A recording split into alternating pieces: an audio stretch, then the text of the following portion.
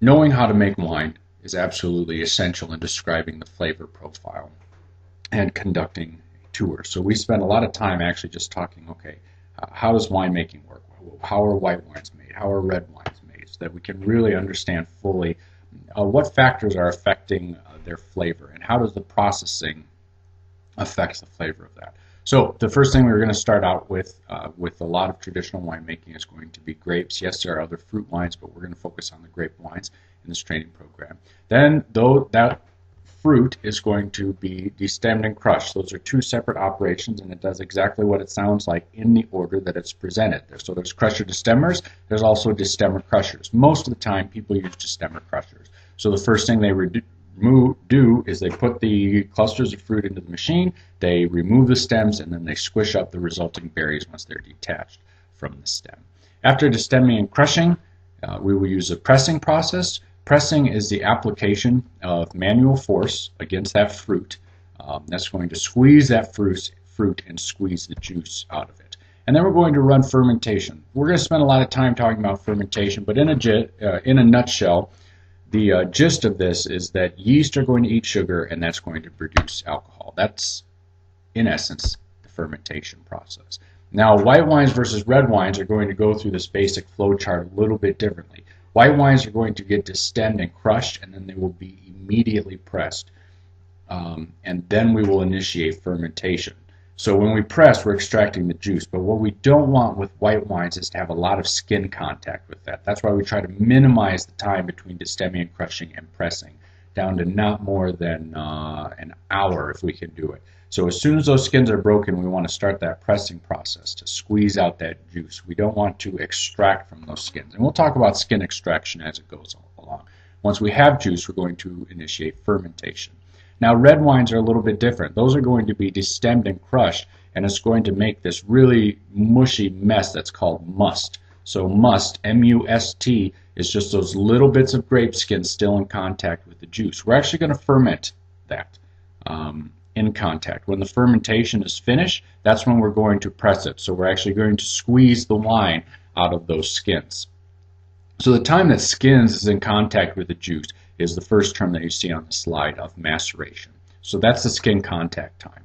During that time, we're going to be extracting from those skins. And there's two primary things that we're extracting. We're going to be extracting anthocyanins, and we're also going to be extracting tannins. So anthocyanins are colors. If we don't have skin contact time, if we don't have that maceration time, we're not going to get the anthocyanins, i.e. the color out.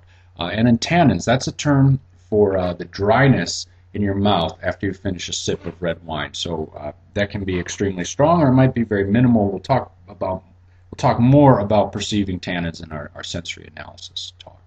All right, so just to review, we destem and crush white wines, and then we're going to press it. We're going to apply mechanical pressure in that pressing process to squeeze out the juice. We ferment the juice. In red wines, we destem and crush, and then we immediately start fermentation of that skin juice mixture.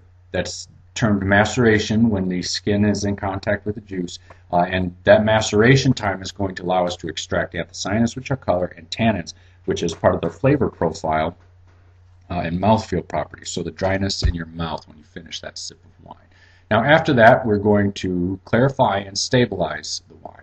We're going to talk about this as it goes along, but clarification is the process of turning something that's turbid into something clear. So it's making essentially pool water out of a muddy river water.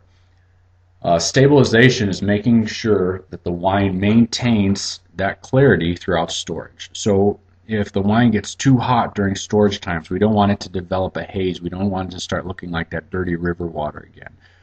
Or if the wine gets too cold during storage, we don't want it to drop out little crystals to the bottom of that bottle. So we're going to talk about that more as we go along. There's lots of steps we take to get that wine crystal clear, and then to make sure that it stays stable. So to make sure that it stays clear throughout the life of that bottle until the consumer actually drinks it. And then we're going to start bottling that product. This represents the critical path, if you will. These are the steps that grapes have to go through in order to be transformed from grapes into a wine that the consumer is going to drink. This does absolutely nothing special for the wine. This is just a very basic pathway. So as we go along, we talk specifically about white wines and red wines. We're going to talk about ways that we go off of this pathway and ways that we can really optimize production of these wines. So we'll take different processes for each wine that we're going to be tasting and talking about to really make sure that that wine meets its full potential and taste as good as it possibly can.